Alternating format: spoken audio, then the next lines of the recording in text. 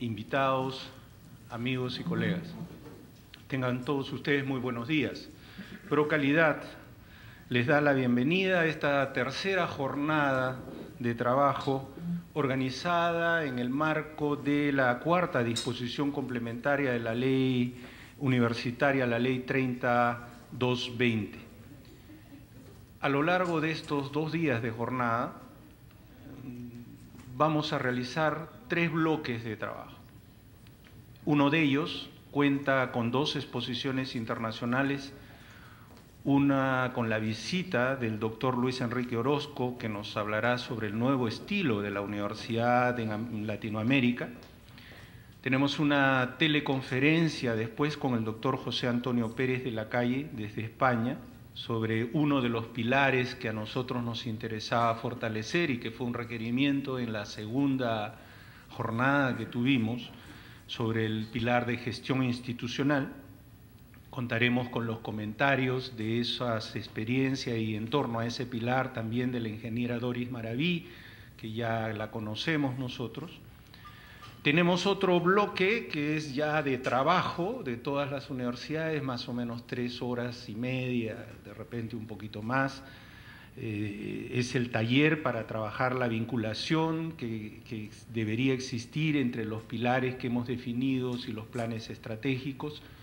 Ya hemos estado a través del foro y otros medios comunicándonos y tendremos la oportunidad de conocer los avances que ha realizado cada universidad y discutiremos un poco en torno a eso. Y también tendremos después un tercer bloque donde se van a presentar las oportunidades de financiamiento. Dentro de ese bloque estará presente, lógicamente, el Minedu, vamos a estar nosotros como Procalidad, también está el FONCIT y el FONDECIT.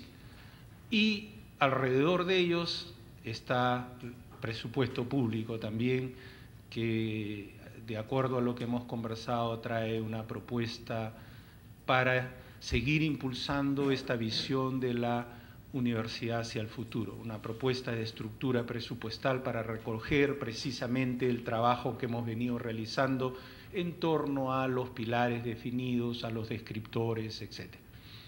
Bueno, como ustedes verán, son 2 días arduos porque nuestro enemigo principal va a ser el tiempo, así que creo que debemos dar paso a las personas que realmente tienen que llevar adelante el taller.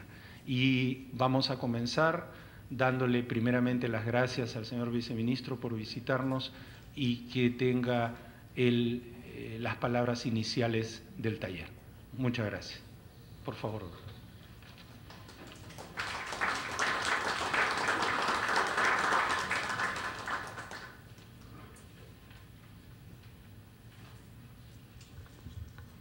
Muchas gracias. Buenos días a todos.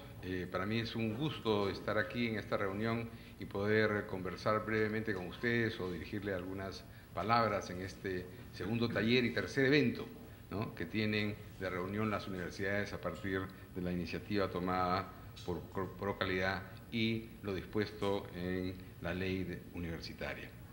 Quiero agradecer la presencia de los representantes del Ministerio de Economía, del Consejo Directivo de Procalidad, de los señores del Fondo para la Innovación de la Ciencia y Tecnología FINCIT y del Fondo Nacional de Desarrollo Científico y Tecnológico y de Innovación Tecnológica, ¿no?, los representantes de las 2 universidades, entre los cuales hay algunos rectores, vicerrectores y otras autoridades que las representan, ¿no?, y los expertos en educación superior universitaria aquí presentes.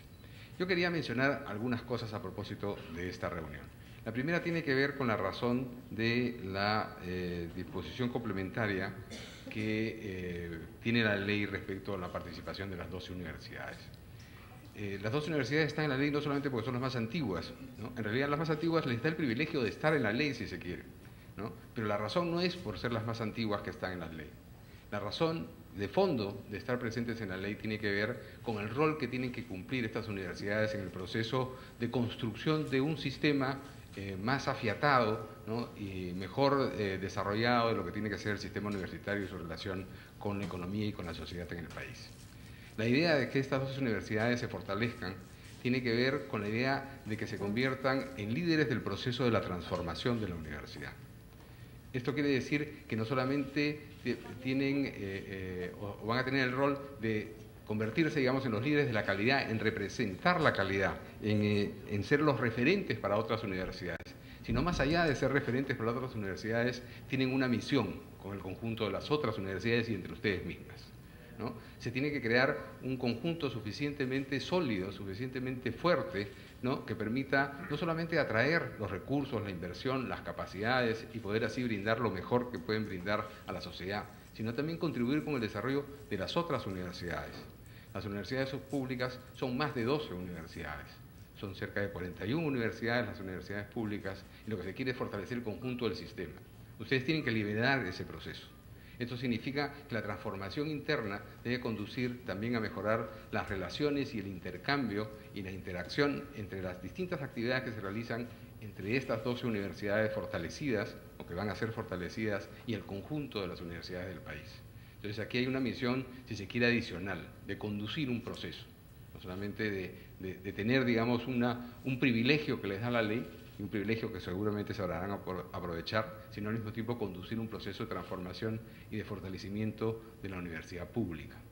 Lo que quiere la ley, y la ley lo plantea, digamos, con claridad, es fortalecer la universidad pública. El Estado, ¿no? A través de sus diferentes órganos, el Ministerio de Educación en particular, ha estado alejado de la universidad.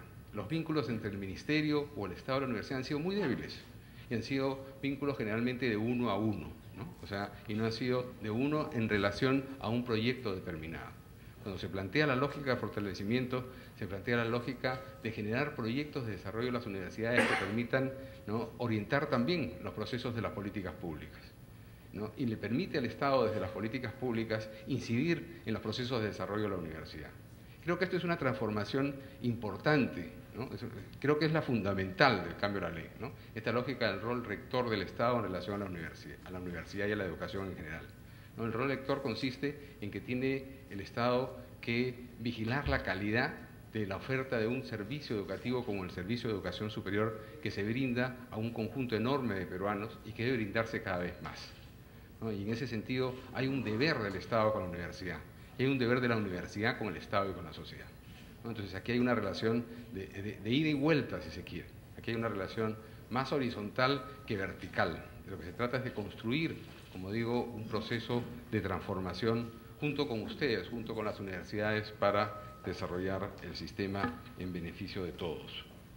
En relación a esto, por ejemplo, y los pilares que se han planteado, he visto los pilares que tienen que ver con el tema de gestión, con el tema de formación docente, de investigación, de extensión y promoción social y de otras actividades administrativas. Creo que aquí hay un conjunto de retos porque la universidad en general, no solamente en el Perú, sino en Latinoamérica y el resto del mundo, está pasando por un proceso de transformación. Hay cosas nuevas que están ocurriendo en el sistema universitario, que tienen que ver con el crecimiento, con el dinamismo de la educación superior en todos los sistemas y en todas las sociedades. Parte de eso tiene que ver, por ejemplo, que tiene que ver con el tema de formación docente, es la incorporación de cada vez más alumnos, y alumnos que les llaman, por ejemplo, alumnos de primera generación a la universidad, ¿no? Son alumnos que llegan en unas condiciones distintas de las que llegaban antes, ¿no? Que necesitan una relación distinta, un apoyo distinto al interior de la universidad. Se trata además de generar capacidades en los profesores no solamente para atender, y a la administración, si se quiere, para atender estas nuevas situaciones, sino también para atender, ¿no?, procesos de adquisición y desarrollo de competencias y conocimientos a nivel profesional que son cada día más exigentes y que requieren de la universidad una transformación de sus procesos para poder lograrlos en el tiempo establecido, para construir ese valor agregado que tiene que significar la universidad en los procesos de desarrollo de las personas, ¿no? Y la construcción de una sociedad, ¿no?, en que los profesionales egresados de la universidad tengan una contribución eficiente y sólida en relación al conjunto del desarrollo de la universidad y su propio desarrollo personal también. Los pilares también tienen que ver con los temas de desarrollo del conocimiento, de la investigación. Esa es una actividad fundamental en la universidad y la ley se ha preocupado mucho por remarcarla, ¿no? Y la ha planteado, digamos, de manera directa en el conjunto de la ley, no solamente a las universidades públicas, sino también a las universidades privadas como parte de un reto. Porque se considera que la universidad tiene que generar conocimiento y tiene también que tomar el conocimiento que existe y procesarlo y devolverlo al conjunto de la sociedad. Y eso significa vincularse con la sociedad. Significa establecer procesos de relación con diferentes actores, ¿no? Entre ellos las mismas universidades, ¿no? Y las universidades y las instituciones que promueven la investigación, y los fondos de investigación ciertamente también, pero también con las empresas, también con las organizaciones sociales, que requieren de conocimientos renovados para poder desarrollarse. O sea, una universidad tiene que estar fuertemente vinculada a su entorno, tiene que tener un impacto significativo en la sociedad. Y eso lo hace no solamente a través de la formación de profesionales, sino a través del desarrollo del conocimiento. Entonces creo que conocimiento e investigación es otra cosa importante que la universidad desarrollar, ¿no? Y ahí, ¿no?, el rol que ustedes vienen haciendo, muchas hacen investigación y están entre las primeras haciendo investigación, ¿no? Pero ese rol y esas capacidades hay que multiplicarlas y transferirlas también. Tenemos que aprender unos de otros en ese sentido. Hay un umbral marcado por universidades que tienen liderazgo en ciertas áreas, que son umbrales que tienen que alcanzar las otras universidades.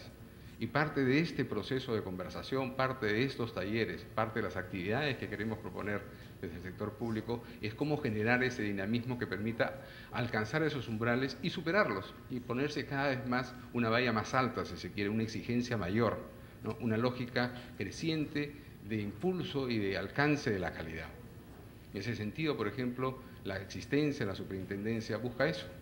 La superintendencia plantea la necesidad de tener un piso mínimo, un conjunto de estándares mínimos para licenciar a una universidad. Son estándares mínimos de calidad sobre la cual se debe construir mayor calidad, o sea, pero nunca menos que la que se establezca en la superintendencia. La superintendencia además plantea una revisión de estos estándares cada 6 años. La licencia no es perpetua, la licencia tiene que renovarse. La lógica de la renovación de la licencia tiene que ver con una lógica de ir aumentando, de ir subiendo el piso. Pero no se trata solamente de que el piso suba, sino que el techo también suba. O sea, que cada vez más los límites de la calidad estén siempre más altos que el piso, si no esto es una lógica, digamos, que nos va a llegar a aplastarnos unos a otros, y eso no tendría sentido. Es ahí donde entra la lógica de la acreditación, como un proceso, digamos, de generación de estas condiciones y criterios de calidad que permitan establecer cuáles son los horizontes de la calidad al interior de un mismo sistema. Otra cosa que se plantea y que tiene que ver con los procesos hacia adelante y con los procesos también de manejo de los recursos es la rendición de cuentas de las instituciones. Somos el sector público, nos debemos, ¿no?, al país, tenemos una misión que nos encarga, ¿no? Y esa misión, y sobre esa misión tenemos que dar cuenta. Y la universidad tiene que dar cuenta sobre los resultados que hace. Y esto tiene que ver sobre los profesionales y la calidad de los profesionales que forma. Y esto tiene que ver con la lógica de seguimiento de egresados, ¿no? Pero tiene que ver también con los conocimientos que produce la investigación. Y esto tiene que ver con sus publicaciones, con su participación en eventos científicos, etcétera, con la mejor formación de sus profesores también, que hay que apoyar y que hay que desarrollar recursos, digamos, para permitir que los profesores alcancen los niveles más altos, digamos, de exigencia para sí mismos, para el desarrollo de estas actividades de conocimiento. Y también tiene que rendir cuentas en términos de su impacto en el conjunto de la sociedad.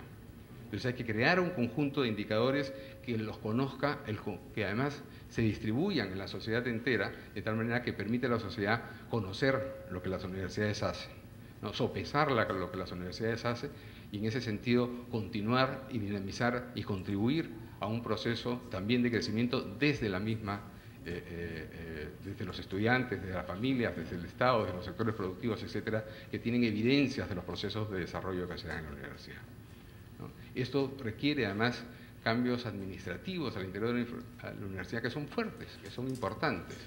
La lógica administrativa de la universidad tiene que adecuarse a las nuevas situaciones, tiene que cambiar en relación al nuevo escenario, ¿no? Y acá hay una transformación que no siempre se produce de manera sencilla, más bien dicho, ¿no?, o mejor dicho, nunca se produce de una manera sencilla, pero tiene que realizarse, o sea, tiene que acomodarse en un conjunto de procesos administrativos en la universidad para acoplarse a esta lógica, a estas nuevas dinámicas, que además no solamente tienen que ver con el entorno nacional, porque estos procesos no solamente deben darse a nivel nacional entre las universidades o a nivel regional entre las universidades, sino además las universidades son tal vez la primera institución, no la primera, pero digamos una de las instituciones más internacionalizadas que hay. Entonces también hay una lógica de participación en este proceso de internacionalización. Y ahí también hay otro rol. Como verán, hay, si se quiere, un conjunto de exigencias, de demanda que ustedes conocen mejor que yo, que ustedes las viven más cotidianamente, si se quiere, y que lo que se pretende es reforzar, como repito, en esta lógica de generar un liderazgo para el desarrollo del conjunto del sistema universitario, por una especie, diría yo, de reconstrucción del sistema universitario que ha estado abandonado, que ha estado descuidado desde el punto de vista de las acciones del sector público. Creo que esto tiene que cambiar y que esto es parte de los pasos que hay que realizar para que esta relación cambie y estas dinámicas evolucionen en el sentido que todos queremos. Con esas palabras, en fin, quiero dejar digamos, la conversación en este momento y estoy seguro que en otras reuniones y en el futuro podremos tener mucho más tiempo para conversar sobre estas cosas y otras muchas más. Muchas gracias.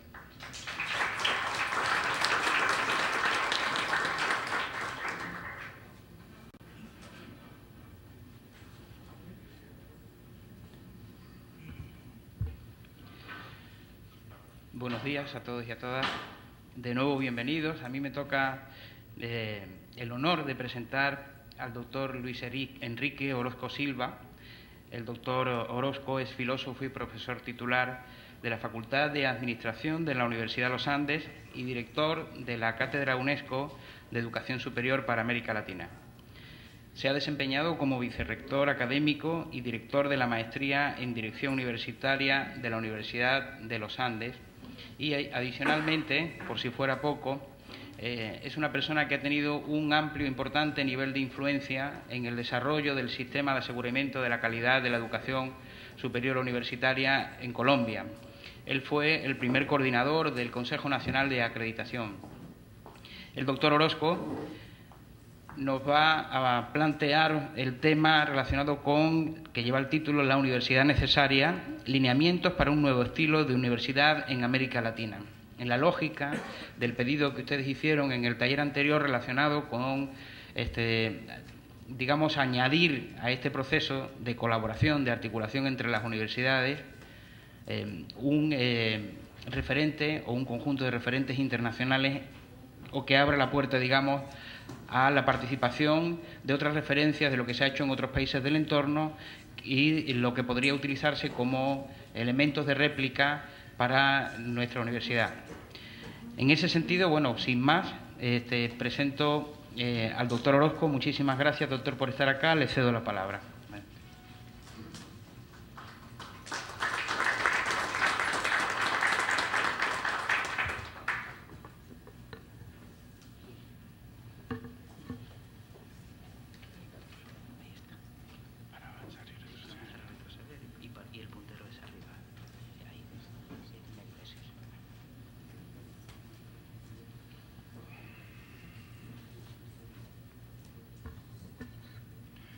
Muy buenos días.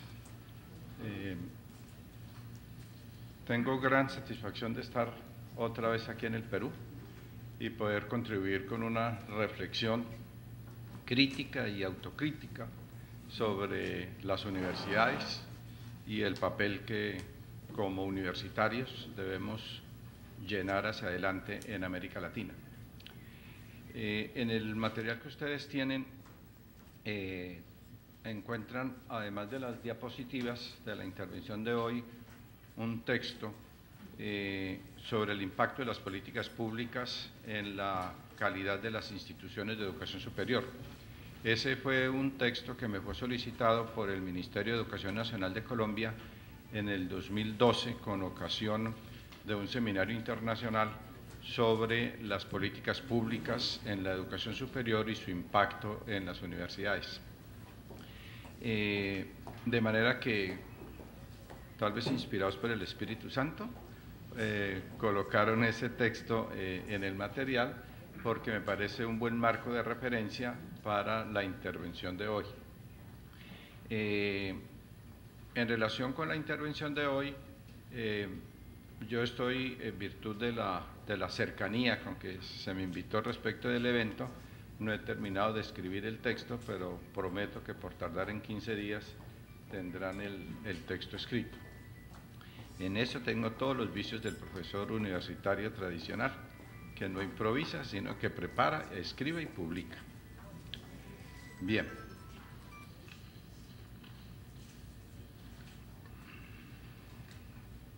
Quisiera hacer una pequeña introducción a la intervención de hoy y que consiste en lo siguiente. Creo que lo más fuerte que hay en el contexto de las dinámicas de transformación de las universidades en América Latina es el que tanto el Estado como la sociedad y el entorno en que funcionan las universidades nos están pidiendo un cambio. Segundo, que las universidades, por lo menos las líderes, las que han asumido su autonomía de manera responsable, entienden muy bien que hay que responder a las nuevas demandas que se nos están dando, pero hay una cierta conciencia de que el estilo de universidad clásico, aquel que heredamos de von Humboldt, el modelo alemán de universidad, ya no tiene las bases materiales para su reproducción en América Latina. Y en consecuencia, como que sabemos muy bien las limitaciones del modelo clásico o tradicional de universidad, pero no acertamos muy bien a entender cuál es el estilo que debemos constituir. Y en esa conciencia de los alcances y límites de lo que existe y de los grandes desafíos para el futuro inmediato, me parece muy acertada la frase de Burton Clark, que después de analizar los grandes sistemas educativos del mundo, en un libro que se llama El sistema de la educación superior, está traducido en México, en Editorial Futura, dice que vivimos en las universidades como en una época de atolondramiento generalizado. Tratamos de hacerlo mejor, tratamos de superar y trascender las limitaciones del modelo clásico, pero no acertamos a definir un estilo de la universidad necesario. En consecuencia, mi esfuerzo personal desde hace unos 15 o 20 años es tratar de pensar la universidad, tratar de imaginarme y ponerle fuerza conceptual y cifras a las posibles vías, a los posibles caminos para nuestras universidades. Y lo primero que tendría que señalar es una opción metodológica que consiste en lo siguiente. Uno podría estudiar la universidad de una manera historiográfica, sin referencia a los cambios en la sociedad. Y hay obras muy importantes como la de Águeda Rodríguez sobre las universidades iberoamericanas, que traen muy bien todos los datos historiográficos desde cuándo se fundó. Lo único que falta es cuándo va a acabar en la obra, con todas las cifras. Pero se queda uno como sin entender, y la sociedad que tiene que ver con la manera de funcionar las universidades y cuál es la relación de la dinámica interna de transformación de las universidades respecto a la dinámica social. Entonces yo creo que para nosotros, metodológicamente hablando, debiéramos entender todas las dinámicas de transformación de la universidad, pero con relación al cambio social. De lo contrario, creo que podemos hacer cosas lógicamente ciertas en la teoría, pero lógicamente falsas en la realidad, porque la universidad no se entiende sin las condiciones materiales de su producción y reproducción. Entonces, por eso notarán que en mi intervención yo no creo que no se entiende la universidad sin referencia a lo social, a lo político, a la realidad de los países en que funcionan las universidades.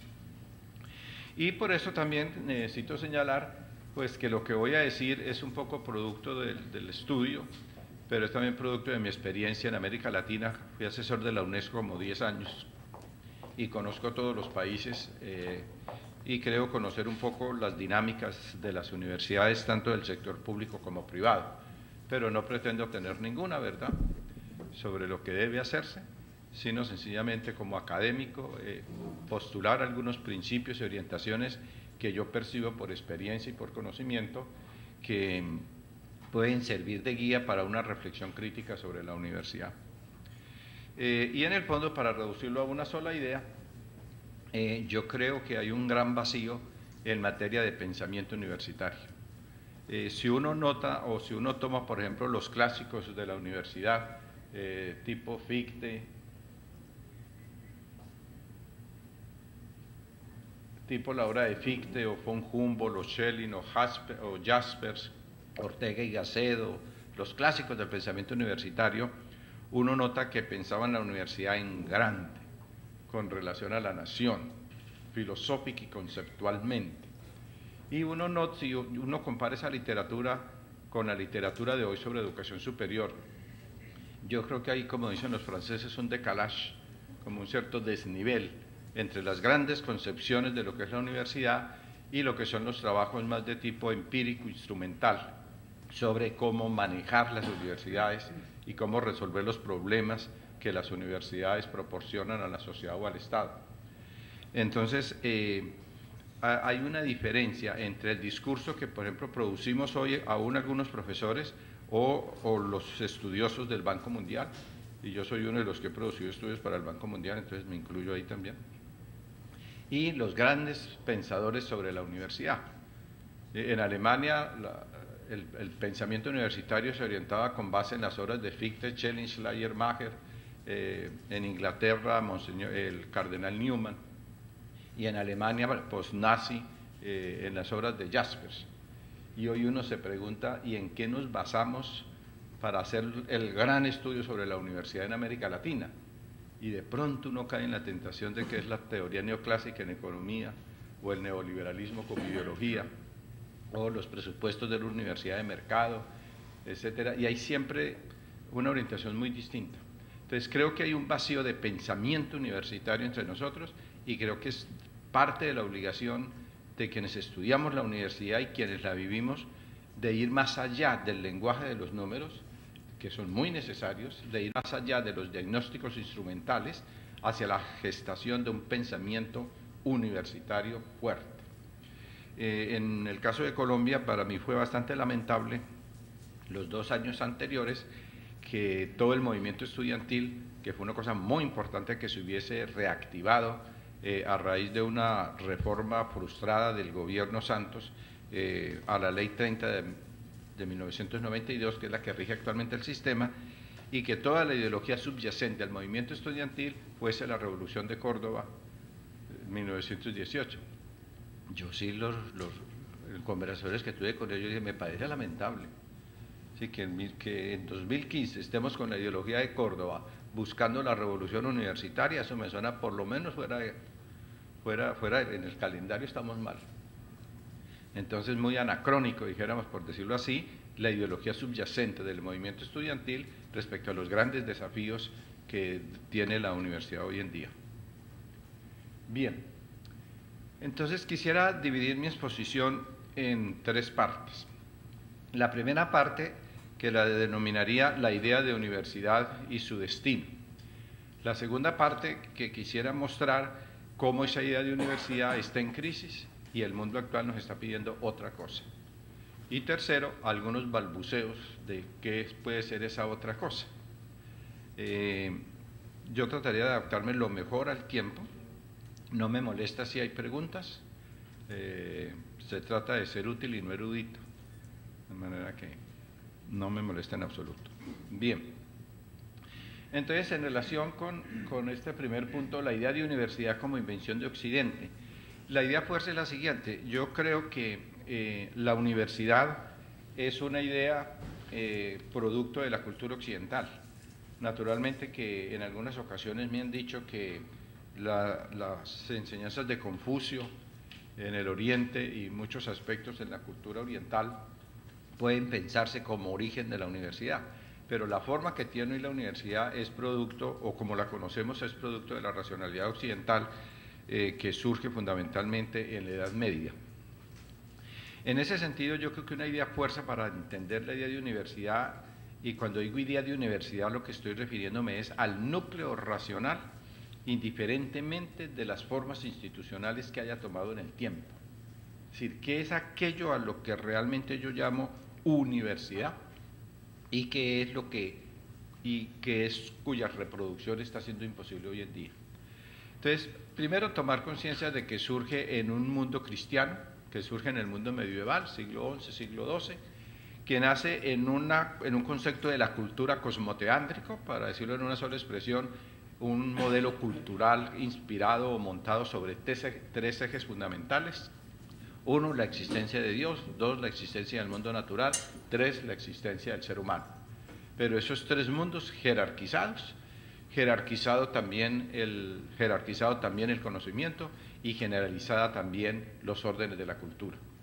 De tal manera que es ininteligible todo el contexto en que emerge la universidad si uno no tiene claro el contexto de la cristiandad y lo que significó la cristiandad. Como dice Gusdorf, uno de los buenos historiadores de la universidad, dice: la Iglesia forma la masa universal del Occidente, encierra la totalidad de los pueblos y de los individuos, de los poderes y de las funciones humanas en un inmenso aparato de conceptos teológicos y ritmos litúrgicos. Es decir, la universidad emerge en un contexto cristiano, en un contexto católico, en una sociedad motivada implícitamente por todas el espíritu, dijéramos, del cristianismo. Pero pensemos también, independientemente de eso, que desde la época carolingia las escuelas pequeñas comenzaron a desarrollarse para satisfacer sus necesidades básicas de conocimiento a través de los monasterios o a través de las iglesias catedrales, y poco a poco fueron tomando como conciencia de su vocación en torno o a merced más bien de maestros famosos cuyos nombres atraían a los estudiantes de todas partes. Así surgió Salerno en medicina, así surgió en el siglo XII Bologne en derecho, o Chartres, que aunque no fue una universidad institucionalmente hablando, fue un centro que tuvo una gran influencia intelectual en la Edad Media en Europa. Pero lo importante a mi modo de ver es entender que la universidad no nace como institución ni como un sistema educativo, nace fundamentalmente como una idea en ebullición. Y hay una anécdota que a mí me parece muy interesante, así ella no fuera cierta, pero parece que sí, y es en relación con Abelardo, el de Loíza, que ustedes habrán visto la película. Abelardo era profesor en París, y análogamente su rector pues era el arzobispo de París, en Notre Dame. Quienes conozcan París, sucede que Abelardo pelea con el obispo por razones de diferente comprensión hermenéutica de los textos de la Sagrada Escritura, y una buena noche se vuela de la catedral, se va por lo que hoy es el Boulevard San Michel, y 15 cuadras adelante hay actualmente una biblioteca que se llama de Santa Genoveva, y allí se llevó sus libros a Santa Genoveva. Por la noche, como sucede en todas las partes del mundo hoy y mañana, los estudiantes pasaron el chisme de que Abelardo había peleado con el arzobispo y que Abelardo ya no iba a dar la clase mañana en la catedral, sino en Santa Genoveva.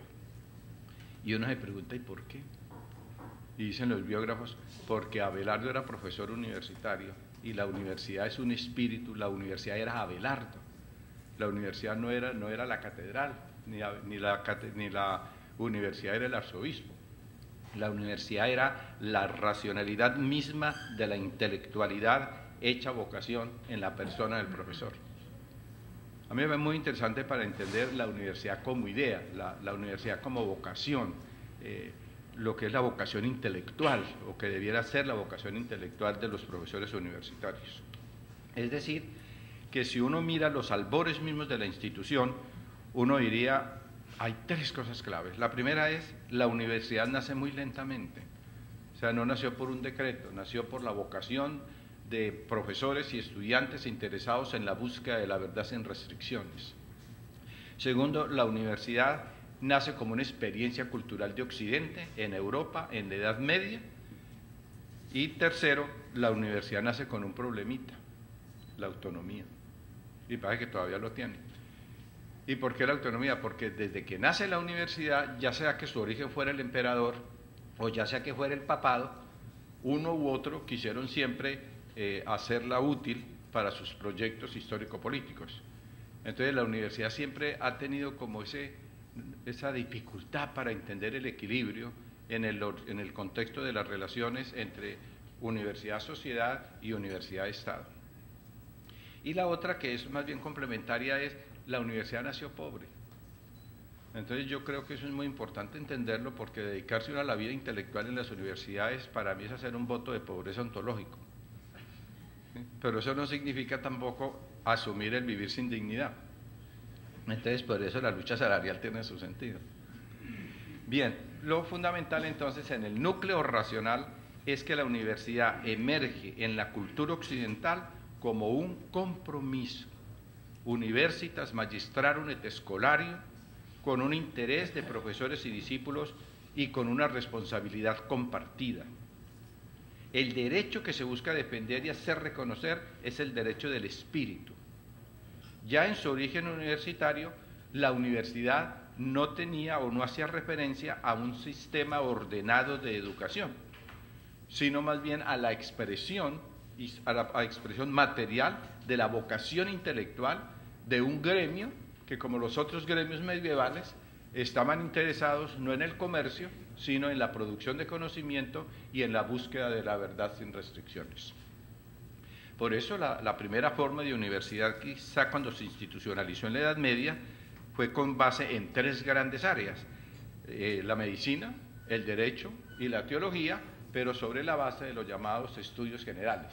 Casi que estudio general fue el nombre análogo a la palabra universitas en la Edad Media. Pero, dijéramos, nació como expresión del universalismo cristiano, ¿sí? Y no nació nacional, nació con una dimensión siempre internacional. De hecho, la autorización que uno recibía para enseñar era ubique docendi, era la capacidad de enseñar en todas partes, no únicamente en una sola. Quizá la institución, dijéramos que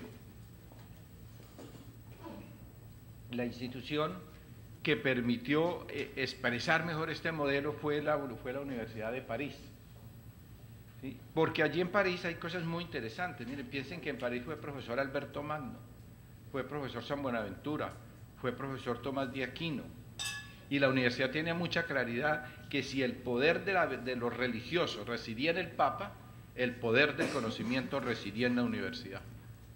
Es decir, la universidad fue la sede reconocida por la sociedad, no solamente para el otorgamiento de títulos, ¿sí? Y para administrarse como quisiera, sino que fue en el contexto de la sociedad, cuando la universidad hablaba.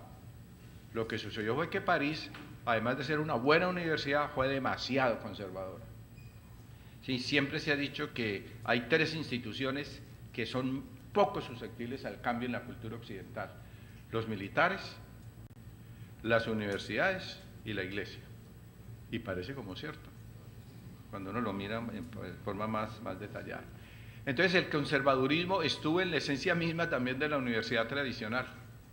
Y hubo fenómenos naturalmente en la Europa del siglo XIV, como la Guerra de los 100 años, la peste negra, el cisma de Aviñón, la condena a Juana de Arco 2 veces, la condenan en Roma y luego la condena la Universidad de París como si no fuera suficiente una. ¿Sí? Entonces ese conservadurismo creo que hizo un gran daño al modelo de la Universidad de París, y para la época hizo que surgieran otras universidades como la Universidad de Bordeaux, de Poitiers, de Grenoble, ¿sí? Y estas universidades, a pesar de la diferencia con París, pero mantuvieron siempre la misma idea, solo que paulatinamente la universidad dejó de estar en el contexto de la cristiandad y se volvió paulatinamente, a través del modelo francés, en una institución que debería servir para la formación de los servidores del Estado. Entonces yo diría, con el desarrollo del modelo francés de universidad, el concepto de la universidad como voluntad de verdad comienza a ir desapareciendo. Entonces, la idea originaria se transforma en la idea profesionalizante de universidad, pero claro, naturalmente muy naciente en el caso de París. ¿Cuáles fueron, a mi modo de ver, como 3 hechos que incidieron mucho en que las universidades no pudieran permanecer en su idea originaria? Yo creo que uno fue la Reforma Protestante en 1517. La Reforma fue un hecho universitario. Lutero era profesor de universidad, ¿sí? Jan Hus era rector de Praga. Lutero enseñó mucho tiempo en Wittenberg. Jacques Lefebvre era profesor de París. Es decir, todo el movimiento intelectual que significó la Reforma influyó mucho en el mundo universitario y nació del mundo universitario. Pero después de la Reforma vino la Contrarreforma, y en 1545 se reúne el Concilio de Trento, y el Concilio de Trento fue una estrategia realmente para recuperar el rol de la cristiandad y el rol del movimiento intelectual católico al interior del mundo universitario. Fue tan solo con la Contrarreforma que volvió otra vez a coger la universidad un impulso propio, y fue cuando los jesuitas, en la Contrarreforma, produjeron un famoso documento que se llama la Ratio Studiorum, que es la que rige el proyecto pedagógico, o dijéramos, de educación superior de los jesuitas, y las universidades comenzaron su proceso, por decirlo así, de secularización, y por eso uno podría decir que fue realmente la Universidad de Padua el último bastión del catolicismo, ¿sí?, inspirado en el aristotélico tomismo, pero en la versión de Averroes. Lo que quiero señalar como idea fuerza es que, que la idea originaria tuvo su primer escenario en el modelo francés. Segundo, que el modelo francés, que en un primer momento fue la concreción mejor lograda de la idea de universidad medieval, al llegar a la época moderna, también en la crisis que tuvo la universidad francesa, también fue una crisis del modelo de universidad. Yo resalto aquí, además del caso de París, ¿sí?, y señalo en las causas de la decadencia, la reforma, la contrarreforma y el movimiento humanista, porque todo el Renacimiento, como ustedes lo saben, fue una vuelta a los griegos, ¿sí?, fue una vuelta a la cultura clásica y en el umbral de la modernidad. Si uno caracteriza la Edad Media por ser un modelo cosmoteándrico centrado en la idea de Dios, uno caracterizaría la modernidad por ser la muerte de Dios. Es decir, por desaparecer del modelo del mundo, como diría Laplace, la hipótesis de un Dios que existe y la aceptación de un pensamiento laico, liberal y no confesional. Entonces, la universidad tuvo que cambiar, pero la universidad, miren, lo que me parece muy interesante para nosotros es pensar que la universidad clásica no cambia porque ella quiera cambiar. La universidad clásica cambia porque la hicieron cambiar. Y la hizo cambiar el mundo externo, la hizo cambiar la sociedad, la hizo cambiar el movimiento cultural, el humanismo renacentista, el pensamiento laico, liberal y no confesional. Y por eso es irreductible el modelo moderno al modelo francés y al modelo clásico tradicional. Quisiera tomar como contraparte, dando unos grandes saltos en la historia, al modelo alemán, porque me parece que ahí tenemos, dijéramos, como el contrapeso entre una universidad profesionalizante, tipo el modelo napoleónico, y una universidad con el enfoque alemán, y porque uno y otro han tenido influencia en América Latina, y especialmente en Perú, y especialmente en Colombia, en todos los países nuestros. Entonces, permítanme una breve referencia al modelo alemán, que yo lo he denominado como un modelo en cuya idea central, lo racional de la idea está en que la universidad es voluntad de eticidad. Entonces, si yo reduzco a una sola expresión esta parte, digo, la universidad es de una parte voluntad de verdad y de otra parte es voluntad de eticidad. Pero, ¿qué quiero decir con eso? Mire, yo creo que sin preámbulos se puede señalar que el estilo alemán de universidad, y estoy pensando en la fundación de la Universidad de Berlín en 1811, a él le subyace una idea de la ciencia y de la formación por el método científico, iluminado por la filosofía del idealismo alemán. Yo creo que esa es la idea fuerza.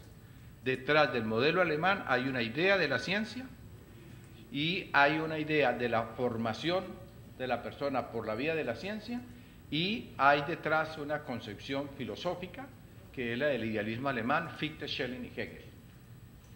Y esto es importante, ¿por qué? Porque nosotros olvidamos en América Latina, creo yo, cuando defendemos el modelo alemán de universidad, que ese modelo está montado sobre una teoría de la ciencia no comprometida. No comprometida con la historia, no comprometida con la sociedad, no comprometida con el devenir, dijéramos, histórico-político de la sociedad. Y entonces a mí me parece interesante que muchas veces los movimientos de izquierda universitarios defendemos como ideología el modelo de von Humboldt, pero no cuestionamos sus presupuestos. Y yo creo que el problema que tenemos es justamente ese, que tenemos un modelo que está en franca desaparición, ¿sí?, pero seguimos manteniendo como ideología los presupuestos de la misma. Creo que hay algo para pensar. Aunque en este debate no sea el lugar para este análisis, yo creo que sí se puede indicar, como lo señala Jaspers, que la universidad en el contexto alemán es el lugar en el que se realiza el saber originario el cual en primer término no tiene otro fin que el de llegar a saber qué es lo que es posible conocer y qué es lo que por medio del conocimiento resulta de nosotros. Es un texto que usa Jasper en 1946, después del fascismo alemán, tratando de recuperar el espíritu originario de la Universidad Alemana y citando a Schelling en la doctrina de la ciencia.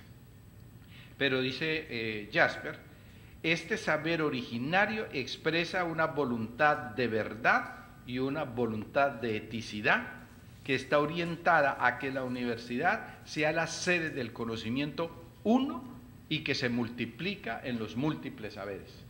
O sea, el modelo alemán tiene detrás la idea de que el saber es uno, con mayúscula, pero que emerge en múltiples disciplinas y que la universidad es el lugar donde eso se cultiva, se desarrolla, se implementa, se produce. Pero la universidad no es una escuela profesional. ¿Sí? La universidad, en tanto que universidad, debe mantener conciencia de la unidad del saber y la capacidad crítica para criticarlo y para construirlo. Dice él, el querer saber originario es uno y está dirigido al todo. Así, la búsqueda de la verdad por la verdad se constituye en el fin primario de la vida universitaria. Esto dicho en otro nivel de reflexión. La universidad tiene como horizonte y direccionalidad fundamental la producción del conocimiento en sí y por sí y no con miras a la utilidad de nadie. Yo creo que es muy importante en la ideología que circula, dijéramos, ¿no? Luego lo podemos ver en la segunda parte. Ahora bien, el camino es la ciencia y el desarrollo científico conducido por las ideas es lo que debe jalonar el interés de la universidad, porque este es el telos y el pathos de esta corporación que es universal, que es corporativa, que es científica y que es autónoma. Todo saber y toda ciencia particular son una parte orgánica del todo y de éste reciben realidad y significación. Por lo tanto, desde esta perspectiva debe decirse que la universidad no es concebible en su idea, sino como lugar en donde se empujan las fronteras del conocimiento en todos los órdenes, como realización de la vocación humana hacia la búsqueda de la verdad sin restricciones, como comunidad espiritual de maestros y discípulos movidos por un mismo espíritu, el de la formación del intelecto a través de la ciencia y mediante la docencia calificada. Entonces, yo les pediría, mantengamos esa idea de universidad y pasemos a la segunda parte para mirar qué ha pasado con eso, con esa idea tan bonita de universidad. Entonces, digo, de lo que hemos dicho, podríamos, como conclusión inicial, reconocer, y lo voy a mostrar a continuación, que este concepto de universidad ya no tiene condiciones materiales para seguir vigente. Primer punto crítico. Segundo, reconocer, como idea que voy a mostrar luego, que las universidades están pasando por una serie de turbulencias generadas en los nuevos escenarios y en las nuevas condiciones en que están funcionando los países, que el modelo parece agotado. Y tercero, que eso tiene implicaciones muy graves, o muy graves no digamos, tiene implicaciones fuertes, dijéramos, críticas, para la organización de los sistemas de educación superior y por tanto para la generación de políticas públicas que puedan ser consensuadas. Porque el gobierno piensa, o los gobiernos piensan de una manera, los académicos piensan de otra. Los gobiernos se sienten que están peleando con von Humboldt, pero von Humboldt Rodríguez. Y por otro lado, los organismos internacionales de crédito, los que llamamos técnicos y expertos, estamos pensando no desde la filosofía, no desde la política, sino desde la academia pura, y me parece que el diálogo es muy complicado, ¿sí?, en este momento por esas razones. Bien.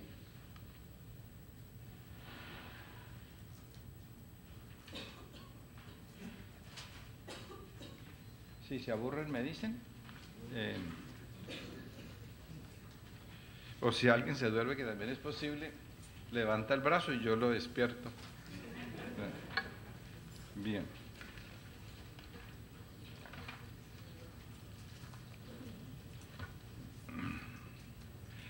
Bien, entonces, ¿Qué ha pasado con la idea de universidad como la he señalado en su origen? Y la voy a contrastar con lo que yo llamo nuevo perfil de prioridades de la siguiente manera. Yo voy a mostrar el hilo de la argumentación, pero en el texto estarán más en detalle y técnicamente escrito las tesis que voy a sostener. Pienso que el perfil de una universidad, y digo universidad porque no estoy pensando en toda mi intervención en el sistema de la educación superior, sino en las universidades, en esa modalidad de educación superior, se define por tres cosas. Una, por la relación que la institución guarda con el conocimiento. Dos, por la relación que guarda respecto de las demandas sociales. Y tres, por la relación que guarda con relación a la formación humana de las personas, de los estudiantes que pasan por ello. Y me parece que el rostro propio de la institución consiste en la identificación del tipo de articulaciones que la institución puede hacer en relación con esas tres funciones, ¿sí? Que ya las llamaría las funciones sustantivas de una universidad en el día de hoy. Bien. Y acepto, como lo dice Burton Clark, que en el día de hoy estas conclusiones las saca Burton Clark después de estudiar Japón, Alemania, Estados Unidos, Oxford, Francia, los 8 grandes sistemas del mundo, y luego en un segundo volumen de la obra teoriza sobre qué es lo que él observa en el mundo. Entonces dice, mire, hoy en día las universidades están en un contexto de un cambio tan sustantivo y rápido que casi que las instituciones no aciertan a definir con claridad cómo es que pueden gestionar el conocimiento. Porque este cambia a una velocidad tal y en todos los campos que prácticamente los currícula o los planes de estudio o la manera como se gestiona la investigación, la manera como se vincula la comunidad académica al contexto internacional, la necesidad de instrumentalizar redes operativas de información para la investigación contemporánea, no se alcanza. Entonces dice, hay un problema, es el cambio, pero sobre todo la velocidad del cambio. ¿Por qué? Porque eso está pidiendo que las universidades asuman nuevos liderazgos que antes no tenían. Entonces, las funciones que cumplió la universidad en el medioevo, ¿sí?, o a principios de la modernidad entre el siglo XVII y XIX, no son las que tienen las universidades después de la Segunda Guerra Mundial.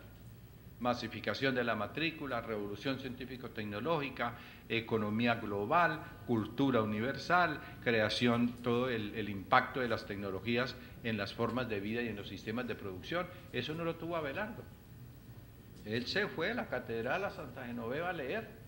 Y hay profesores que todavía somos así, ¿o no? De la casa al escritorio a leer, aunque el mundo se caiga.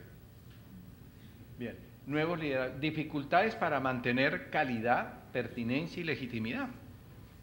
Claro, mantener calidad en una universidad elitista, ¿sí?, como era en la época colonial nuestra y principios de la República en nuestros países, pues era bastante fácil porque eran sistemas muy cerrados, sistemas autorreferenciales, sistemas no abiertos ni complejos, y entonces el contexto no es el mismo.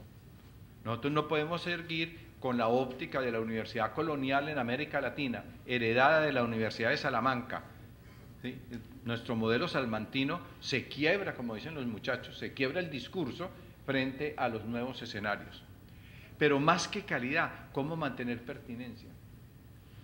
Es decir, ¿cómo legitimar la inversión social que se hace, que la sociedad global hace en las universidades, y cómo mostrar, ¿sí?, que lo que nosotros hacemos le sirve realmente a la futura generación?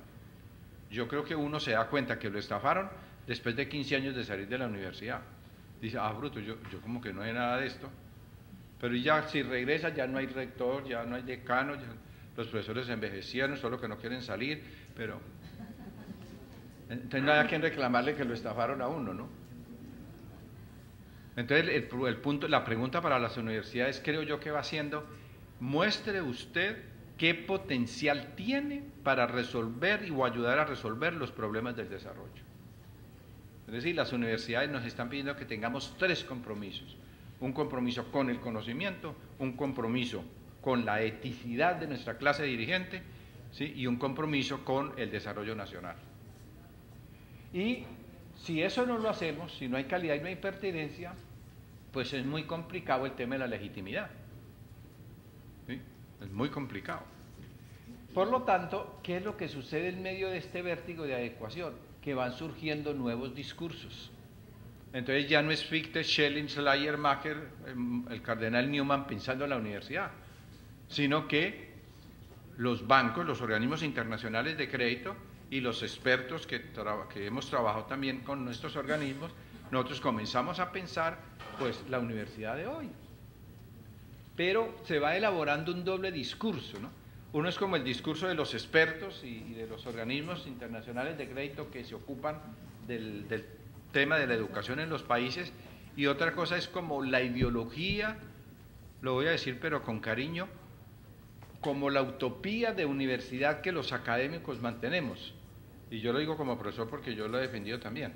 Entonces yo tengo en mi mente como profesor modelo Humboldt, ¿sí? El conocimiento por sí mismo, la investigación per se, inclusive en el concepto de lo público. Piensen ustedes que la universidad medieval fue pública. La universidad napoleónica de Napoleón para acá se volvió estatal. Pero en finales del siglo pasado y ya la universidad no es ni estatal. Lo público se volvió más bien una ideología, pero la universidad se piensa más como estatal. Y estatal no es lo mismo que público. Lo estatal es más restringido que lo público.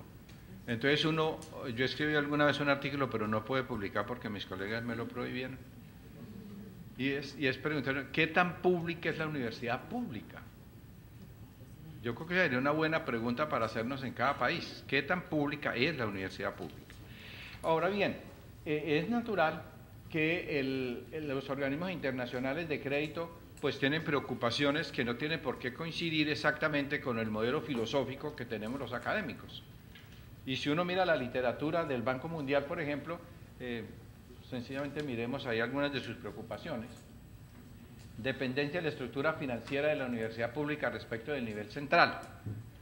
¿Sí? Es decir, es el hecho o la imposibilidad casi de que las universidades públicas acepten que es necesario hoy en día diferenciar la fuente de los recursos y que además de Papa Estado, las universidades tenemos un gran potencial para la búsqueda de recursos y que podemos ser muy exitosas.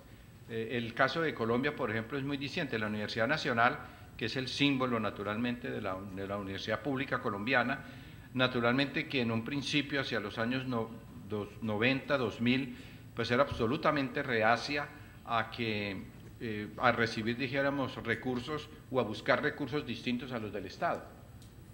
Paulatinamente ha ido identificando modernizar su gestión y posibilitar nuevas fuentes de recursos. Y hoy en día el 30-32% del presupuesto de la universidad pública es propiciado por una buena gerencia de la universidad. Y eso no ha afectado lo público, el carácter público, quiero decir, de la Universidad Nacional. Entonces, hay un punto muy complicado y es que sea el Estado o los gobiernos, quienes tienen que financiar la totalidad, dijéramos, del presupuesto. El monto de los gastos de funcionamiento. En la mayoría de las universidades públicas los gastos de funcionamiento van más allá del 85%. O sea, toda la plata se va en nómina. Ahí hay un problema de eficiencia y de manejo de las universidades. El costo unitario por estudiante creciente. Una cosa que no se puede decir sino así como con cariño y entre poquitos, es que alguna vez hice yo el cálculo en Colombia de cuánto valía un estudiante en la universidad pública y cuánto en la Universidad de los Andes. Y yo era asesor del ministro, pero decente yo, me atreví, dije, yo no le voy a decir eso, pero en chiste le digo, oiga, ministro, si becáramos a todos los de la pública en los Andes, que es la más cara del país, salía más barato que seguir manteniendo la pública. Claro, que terrible, no olviden eso. Pero lo que estoy queriendo decir con cariño aquí entre nosotros es sencillamente que hay un problema de la eficiencia interna del gasto en las universidades.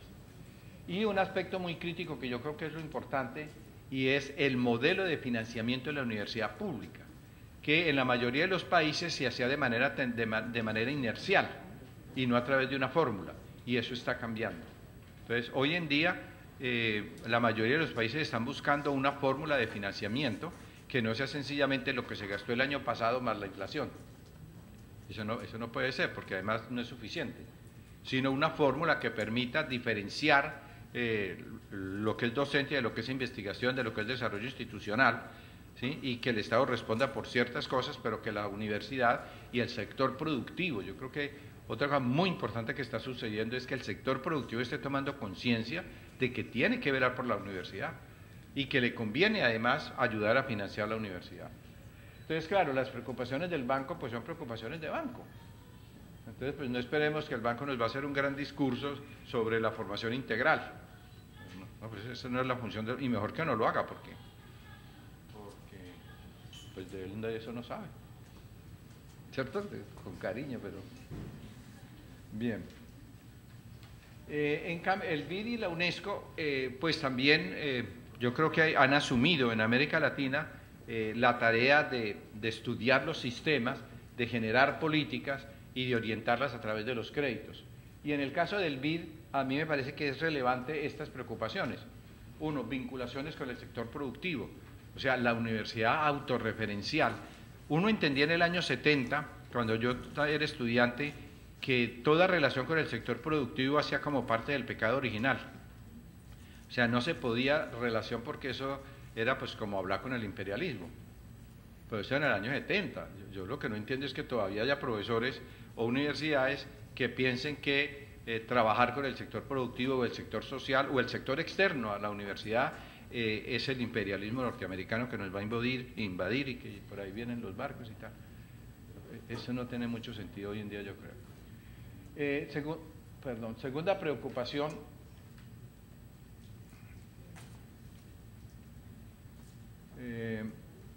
crear nuevas modalidades de educación, es decir, es el tema de la diversificación de la oferta.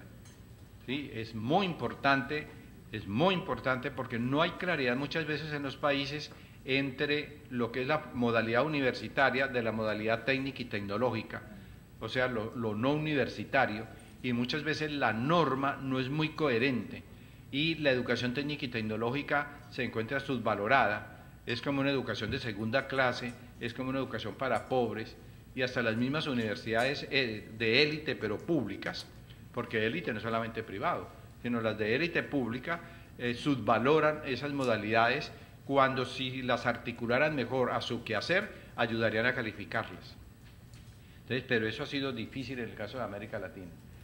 Aumento de pertinencia y mejoramiento de la calidad del servicio, o sea, la preocupación por la calidad yo creo que hace parte del discurso del BID y de la UNESCO, y es mucha la literatura, dijéramos, y los esfuerzos que se han hecho para ayudar a eso en los países.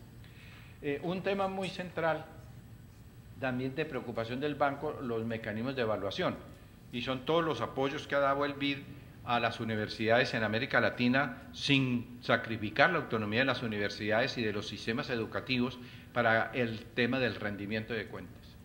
La autonomía no es absoluta, la autonomía implica responsabilidad, la acreditación no es más que expresión del ejercicio de la autonomía responsable. Y yo creo que eso que en el 90 sonó duro, yo recuerdo que a José Joaquín Brunner y a mí casi que nos echan piedra en Buenos Aires, en el año 90 más o menos, cuando estaba comenzando el tema de la acreditación. ¿Pero por qué? Porque en aquellos países donde hubo dictadura militar fue más duro introducir los mecanismos de evaluación y acreditación, y con razón, porque la universidad entendió que era facilitar la intervención del Estado.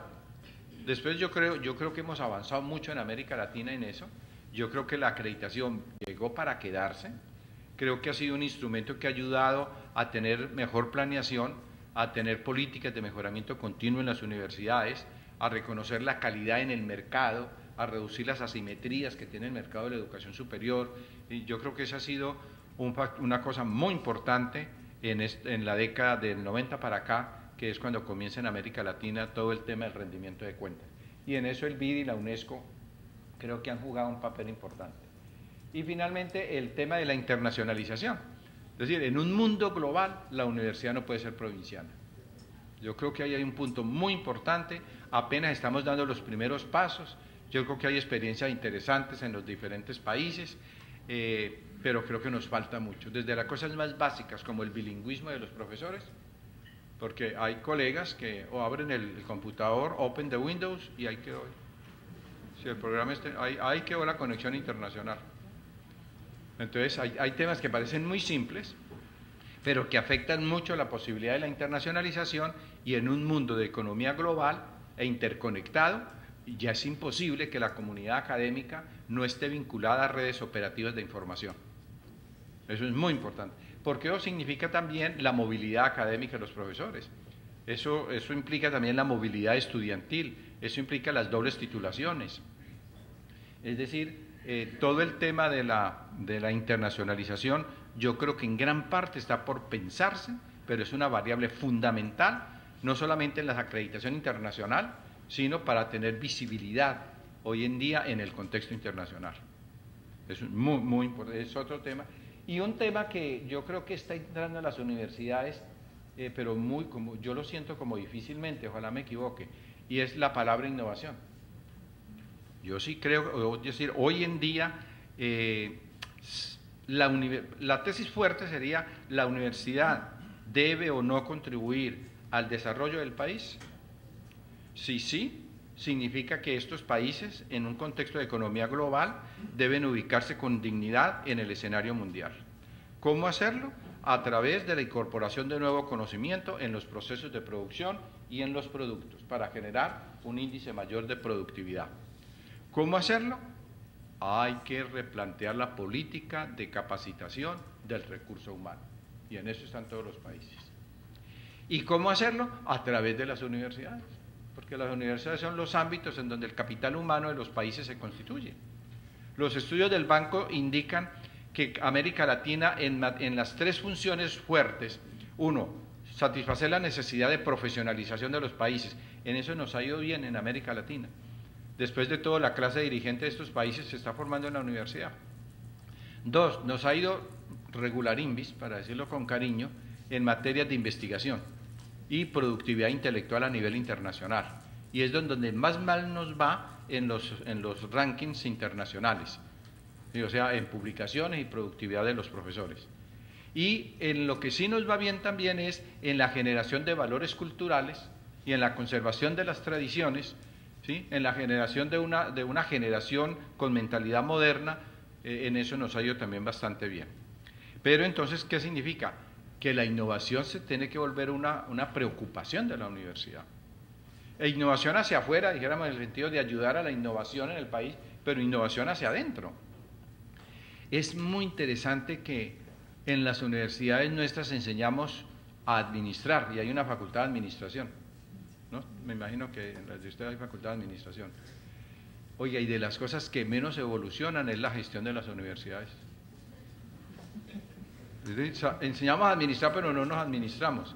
Eso es muy interesante. Yo creo que hoy en día las universidades tienen que replantear, ¿sí?, todo lo que es la modernización de la gestión universitaria. ¿Sí? Nosotros estamos enseñados a la administración todavía medieval. Miren ¿cómo se llama? Las estructuras de las universidades, que son piramidales, todas, ¿no? Son piramidales. Uno mira verticalmente y son líneas de autoridad, mira horizontal, son sistemas de coordinación. ¿Cuántas universidades tienen en el Perú, por ejemplo, estructuras matriciales? O sea, más horizontales, más planas, ¿sí? Y por ahí va la administración hoy en día. Entonces yo creo que sería muy interesante repensar la estructura organizacional de las universidades. Bien.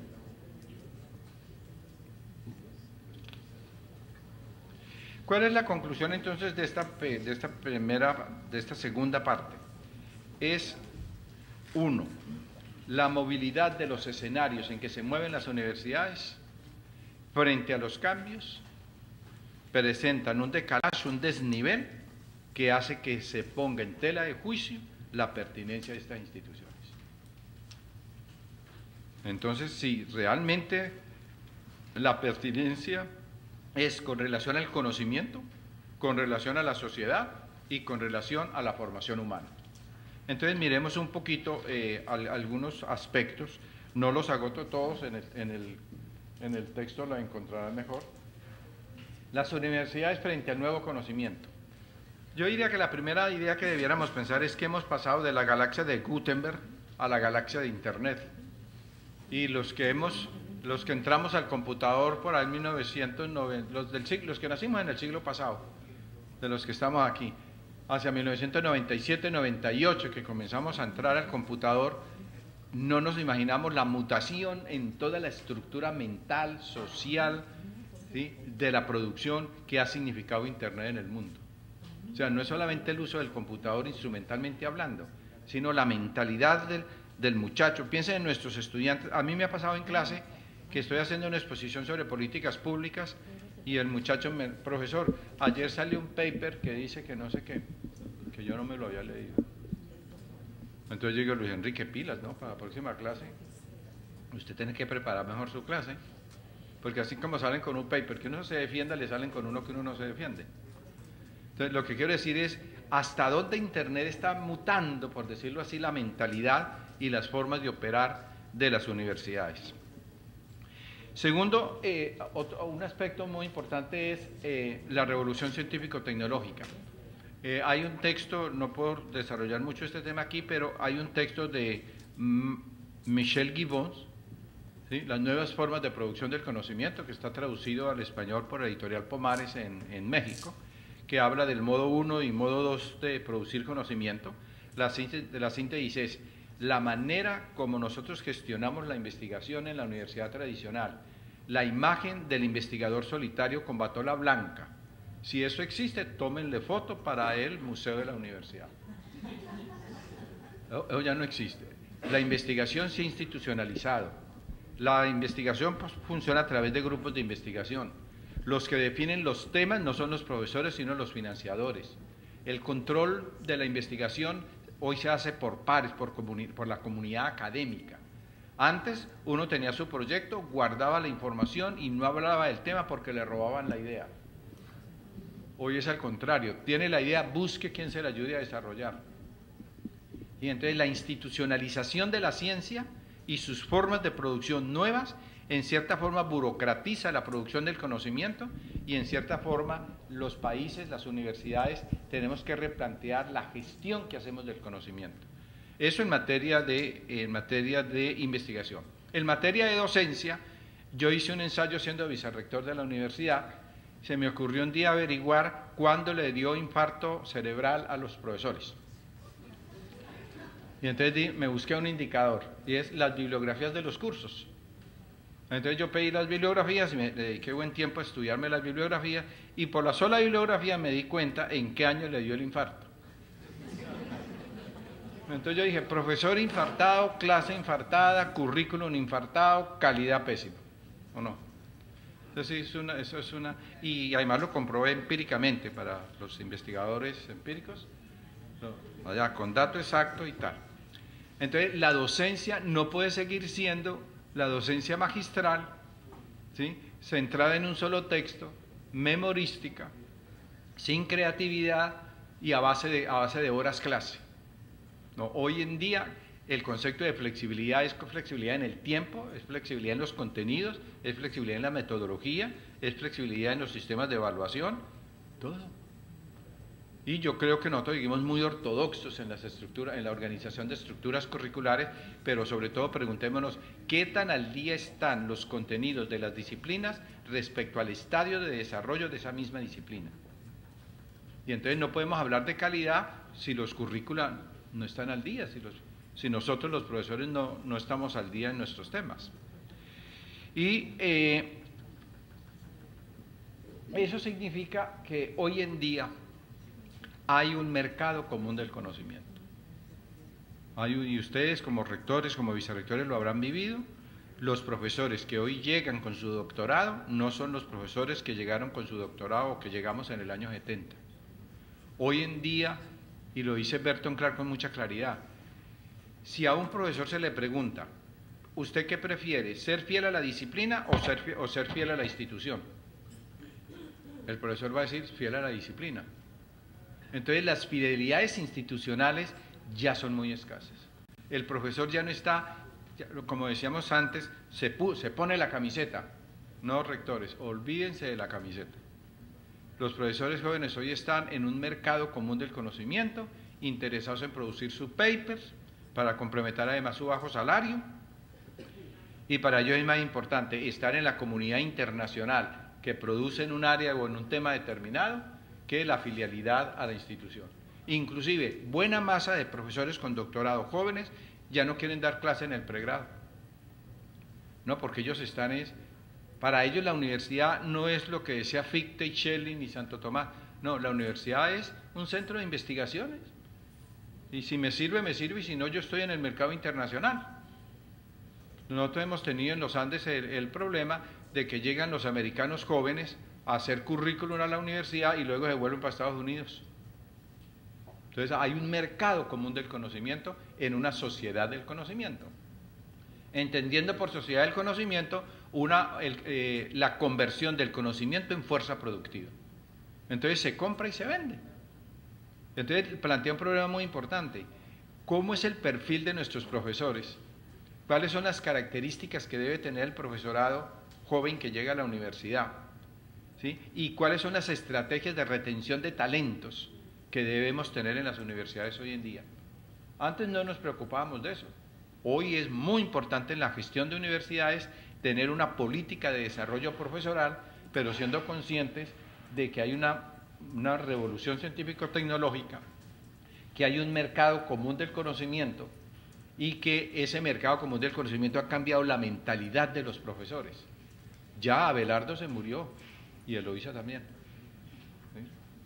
Es decir, ya los grandes profesores, los Herr Professors, como dirían en Alemania, ya es muy difícil conseguirlos en nuestras universidades.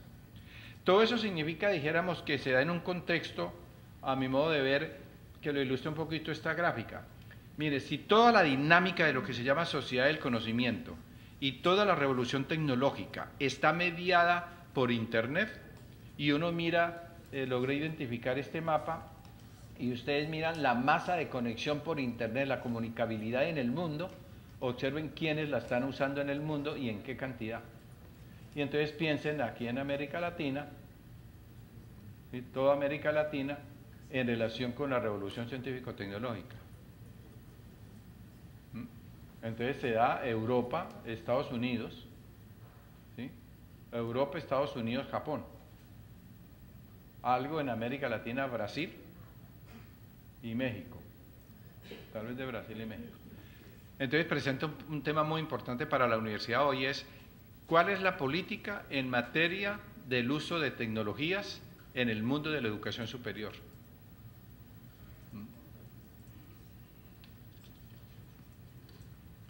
¿Qué significa todo esto para las universidades?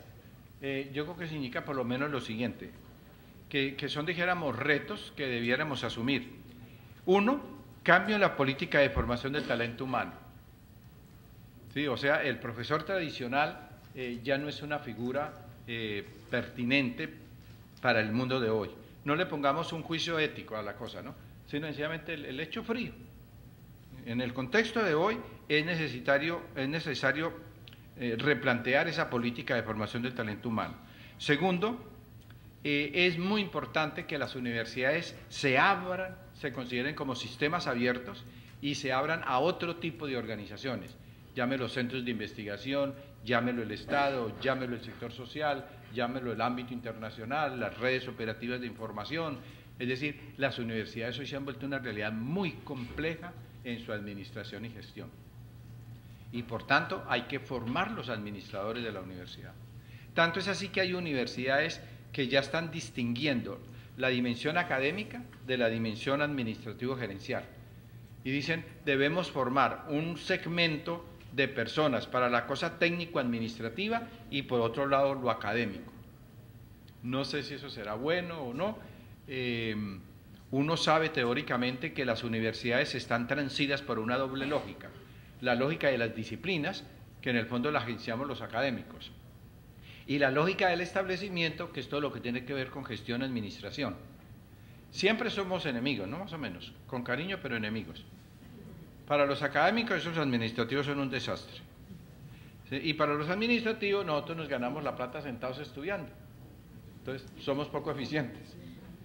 Entonces, ese conflicto yo creo que es in eternum, eso viene desde la Edad Media, pero hoy en día tenemos que pensar estrategias, que las hay en las técnicas de la administración moderna, pero que nosotros somos muy tradicionales en la gestión de la universidad. En tercer lugar, hoy en día se está pidiendo a las universidades nuevas funciones y apoyo al posicionamiento de los países en el proceso de mundialización. Entonces, claro, nosotros tenemos un discurso que viene de von Humboldt y de la Edad Media de docencia, investigación y proyección social o extensión. Pero muchas veces la extensión se reduce a una acción cultural o a la acción cultural de la institución. No es eso. Lo que se está pidiendo es articulación de la dinámica interna de la universidad con los procesos de desarrollo del país. Y eso tiene una cosa muy fuerte. ¿Por qué? Porque si tú tienes un concepto tradicional de universidad tipo Fichte, la investigación que debes privilegiar es la básica. Y por tanto la básica no está orientada a la solución de problemas prácticos. Pero si tú como universidad eres consciente de que tienes que ayudar al desarrollo del país, le tiene que dar mucha importancia a la investigación aplicada, a investigación y desarrollo, ¿sí? A las problemáticas nacionales en el terreno de la investigación. Entonces viene el conflicto con nuestros profesores de ciencia básica, ¿sí? Que consideran que ellos son los representantes humboldtianos del saber por el saber y que son los que deben definir el tema de la investigación.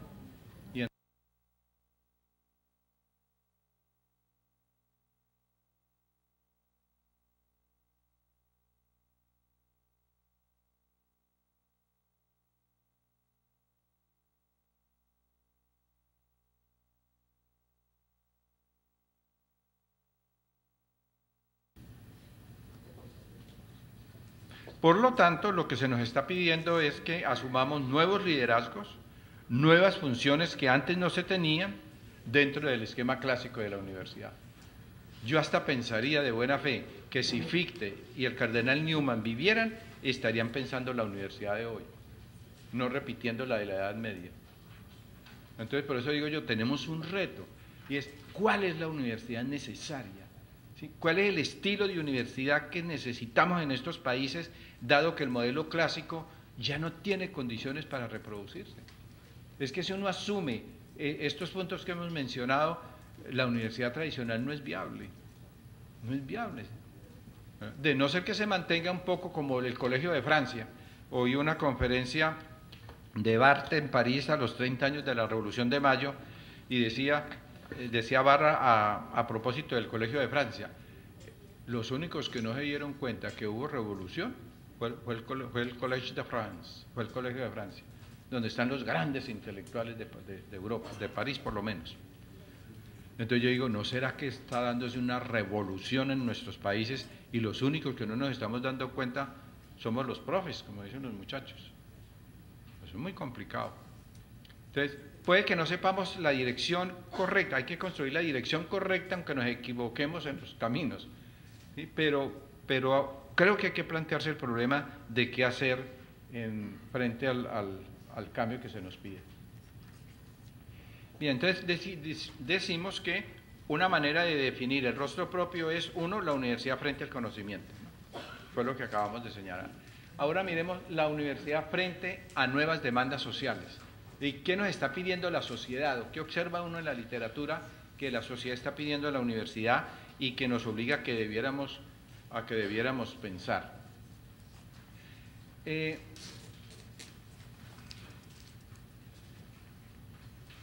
Lo primero es que las nuevas demandas por educación están generando una crisis de identidad de las instituciones.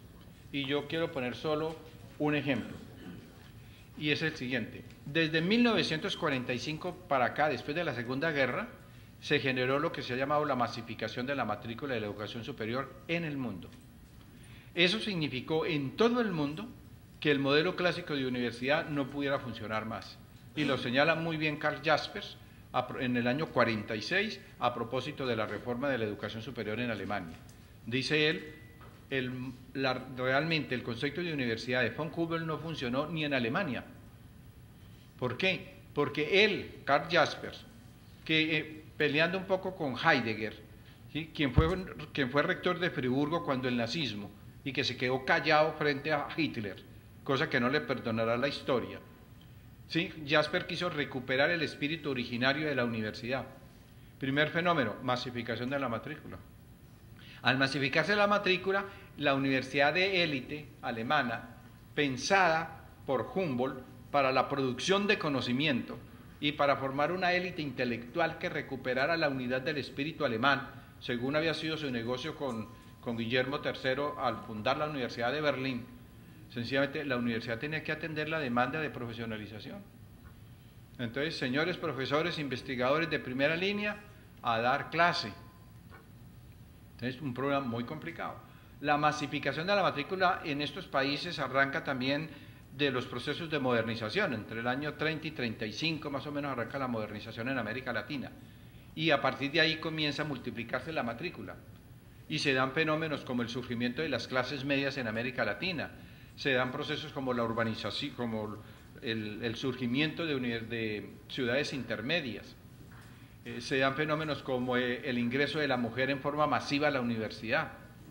Y todo eso significó una gran demanda por educación superior, fuera de la presión normal de la enseñanza básica y media que venía.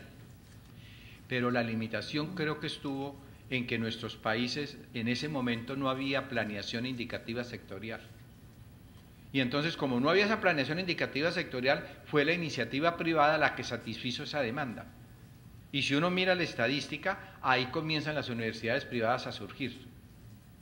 Entonces, la crisis, digamos, parte del problema es que la demanda creciente por educación superior hace inviable el modelo elitista de universidad.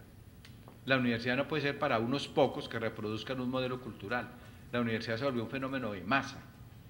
Y entonces emerge la necesidad de las políticas públicas que pongan reglas de juego para el funcionamiento de los sistemas de educación superior ya complejos. Comparen ustedes la cifra de matrícula de ustedes entre el año 45 al de hoy. Y, por ejemplo, en el caso nuestro, en el año 50 había 3.000 estudiantes de educación superior. Hoy tenemos 1.400.000. Entonces no es lo mismo una universidad elitista en las 4 ciudades grandes para atender una élite cultural que una universidad para responder masivamente a una demanda por educación. Entonces, pero más grave aún, lo que indican los estudios es que esa demanda va a seguir creciendo. Sí, va a seguir creciendo. Entonces, aumenta la demanda, aumentan los profesores, aumentan las instituciones, aumentan los docentes, pero a los docentes nadie los preparó para que fueran profesores universitarios. Entonces es muy complicado. Yo diría, la erosión de la calidad viene desde la Segunda Guerra Mundial para acá. ¿Sí? Desde la Segunda Guerra Mundial para acá. Entonces, esa expansión cuantitativa influye en la calidad, naturalmente, porque la calidad cuesta plata. Y entonces yo creo que tenemos que hacernos una pregunta.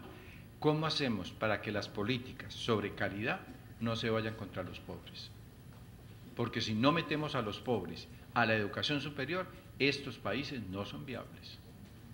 Por más que teoría que hagamos, ¿sí? Tenemos que ampliar la base social del sistema de la educación superior. Y los esfuerzos de calidad, como implican recursos, y no se tienen, entonces las universidades públicas inclusive tienden más bien a filtrar la entrada vía el examen para no recibir masivamente. Porque además hacen sus cálculos y piensan que lo que les dan los gobiernos no es suficiente para la masificación. Ahora hay un problema, dijéramos, complicado. Eso ha significado, a mi modo de ver, que muchas veces las regulaciones, las normas, no logran, por decirlo de alguna manera, como racionalizar el funcionamiento de los sistemas de educación superior. Y hay países en donde las normas son contradictorias, son incoherentes, las unas niegan lo que las otras dicen, no permanecen, no hay políticas estables, etcétera, y eso afecta el sistema. Y finalmente, el último aspecto, que es el rezago en materia de producción de conocimiento, y es la posición baja en términos de investigación y productividad intelectual a nivel mundial. O sea, cuando uno mira las publicaciones que se hacen en América Latina y las compara con el nivel mundial, pues el rango es muy bajo quizá donde más producción intelectual es Brasil y México. De resto, la producción de papers de relevancia internacional son bastante bajos. Entonces, estos son los puntos para esta última parte, aspectos centrales que debiéramos atender en la relación. Uno, las tendencias de la demanda, que no vienen de los estratos altos, sino de los estratos 2 y 3, o sea, los que tienen menos capital cultural, y que las universidades no hacen nada porque tratan igual al pobre, al del estrato 2 que al del estrato 6 o 7, ¿sí? Y la situación no es la misma. Entonces la alta deserción, por eso se da entre primero, segundo y quinto semestre, ¿sí? Porque es ahí donde hay mayor inequidad, dijéramos, en el tratamiento de los estudiantes. Entonces creo que será necesario tener en cuenta, uno, el bajo capital cultural de la demanda, o sea, son los estratos 2 y 3. Entonces, ¿cómo crear metodologías en las universidades para atender esa población de alto riesgo? Segundo, necesidad de desarrollar la educación técnica y tecnológica. 3, la crisis del modelo tradicional de universidad. Quinto, la necesidad de tener esquemas de financiamiento concertados, sabiendo que ese es un problema ad eternum. Luego, la urgencia de políticas de mejoramiento de calidad, control y acreditación. O sea, la consolidación de los mecanismos de acreditación es muy importante seguirla adelantando en los países, sin confundir el discurso de la calidad con el discurso del control. Porque en muchos países se habla de calidad, pero para mejorar calidad, un mecanismo más de control, otro mecanismo más de control. Entonces, y no es lo mismo. Entonces, yo creo que de pronto podemos incrementar mucho control y no estar mejorando calidad. Entonces, el punto es cómo buscar mecanismos de intervención, de mejoramiento de calidad que incidan en los procesos, ¿sí? Más que en los insumos. Por eso la importancia de que los modelos de acreditación tengan variables de insumo, variables de proceso y variables de producto, ¿sí? Es muy importante que esas cosas estén alineadas. Y finalmente el tema de la actualidad de la eficiencia, o sea, la capacidad de las instituciones para poder responder con escasos recursos y un manejo óptimo de los mismos al cumplimiento de los objetivos. Bien, se me va cumpliendo el tiempo, entonces voy a esta tercera parte, y es el compromiso con la formación de las personas. Lo voy a decir de manera muy sintética y termino. El compromiso de las instituciones con la formación de la persona, que yo quiero decir es lo siguiente como idea fuerza que encuentran allí desarrollada. Yo pienso que en América Latina, a partir de 1970, después de la crisis estudiantil, ¿sí?, mundial y también nuestra, nosotros en las universidades muchas veces dejamos de hablar de pensamiento crítico, ¿sí?, y dejamos de enseñar inclusive materialismo histórico para evitar que los muchachos se nos volvieran comunistas. Y yo creo que por no formar comunistas estamos formando malos capitalistas. Habría que mejorar. Es decir, lo que pienso es que las universidades hemos como abandonado un proyecto ético-político y de alguna manera hemos ido cayendo sin darnos mucha cuenta en que la formación que brinda la universidad se vuelva una formación de tipo instrumental, ¿sí?, más de tipo profesionalizante, más movilizado por la racionalidad instrumental que por desarrollar en las personas un hábito que les permita formarse un juicio crítico sobre la sociedad en que viven. Entonces, este compromiso hace referencia a la preocupación por la formación del carácter y la personalidad de los estudiantes. Miren, cuando yo miro en mi país la lista de los corruptos y de pronto encuentro a algunos que fueron alumnos míos, yo digo, pero si yo preparé mi clase, yo di mi clasecita bien, y a veces clases de ética, porque yo enseño ética en el MBA. Entonces yo digo, mire, la corruptela de la clase dirigente en algo debe cuestionar las universidades, porque esa clase dirigente pasó por nosotros. Entonces, ¿qué hicimos o qué no hicimos que no logramos influir en su carácter y su personalidad para que tuviesen un temple moral en el ejercicio de la profesión? Algo pasa ahí. Hice un estudio para la UNESCO hace unos 5 años sobre la formación en valores morales en las universidades católicas de América Latina. Y para darles solo un dato, preguntados por la importancia de la formación integral en los diferentes estamentos, rectores, decanos, profesores y estudiantes, la respuesta fue la siguiente: todo lo que tiene que ver con formación integral para los rectores, muy importante en América Latina. Para los decanos, menos. Para los profesores, menos. Y para los estudiantes, costura. O sea, humanidades es costura. Todo lo que tenga que ver con la formación humana. Hasta el punto de que colegas nuestros, colegas profesores muy críticos, inclusive de izquierda, aconsejan al estudiante cuando va mal en física o cálculo: oye, ¿y usted por qué no se pasa una costura y luego vuelve? ¿Y por qué no va y ve algo de humanidades, ¿sí?, y luego vuelve a la cosa seria? Y son de izquierda. Si son los de izquierda, vamos a hablar los de derecha. Entonces, ¿qué mensaje le está dando ahí? La idea de una doble cultura, de que lo serio es lo matemático, física, química y biología, y lo blando es lo humano.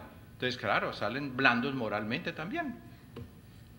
Entonces, lo que quiero es llamar la atención sobre que uno de los desafíos que tenemos en las universidades hoy en día, ante los problemas de corrupción, de impunidad, ¿sí?, y de carencia de liderazgos morales fuertes en las dinámicas de transformación social de América Latina, pasa por la responsabilidad ético-política de las universidades de improntar en el carácter y la personalidad de los estudiantes una forma de vida que les permita tener talante moral para su propia vida y también para la sociedad. Ahora, todas estas ideas dichas en un solo conjunto no quiere decir que no reconozca que en universidades hay proyectos universitarios sumamente exitosos y que hay universidades que luchan realmente por tener un proyecto crítico, actualizado, vinculado al desarrollo, comprometido con el conocimiento nuevo, etc.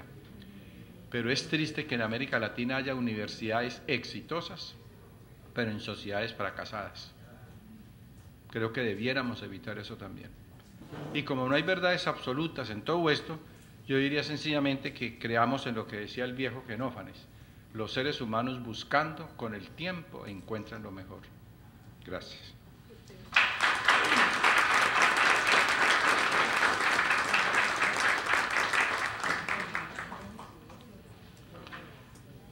No sé cómo sea la lógica, si hay preguntas ahora o a lo largo del día, como voy a estar aquí todo el tiempo.